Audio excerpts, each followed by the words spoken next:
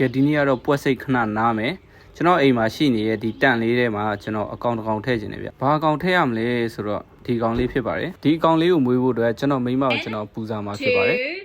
ကျွန်တော်ဒီအကောင့်လေးကိုရဖို့အတွက်ဘယ်လောက်ခက်ခက်ခဲခဲစူးစမ်းရလဲဆိုတော့အမှားလာကြည့်ပါဗျကျွန်တော်ဆရာမလေးရဲ့အခြေအနေကတော့ဒီလိုပါလာမရိုက်နဲ့အကောင့်ဆိုတဲ့ဆက်မှမကြိုက်ဒီလိုနဲ့အကောင့်တစ်ကောင်ရဖို့အတွက်ကျွန်တော်နီးလန်းမျိုးစုံနဲ့စူးစမ်းပါတယ်စားခြင်းတဲ့မုံလေးတွေလိုက်ကျွေးတယ်အေးလေးတွေတိုက်တယ်မုံတွေဟိုဝဲဒီဝဲလှုပ်ပြီးတော့စိတ်လေးကတော့နည်းနည်းပျော့လာတယ်ပေါ့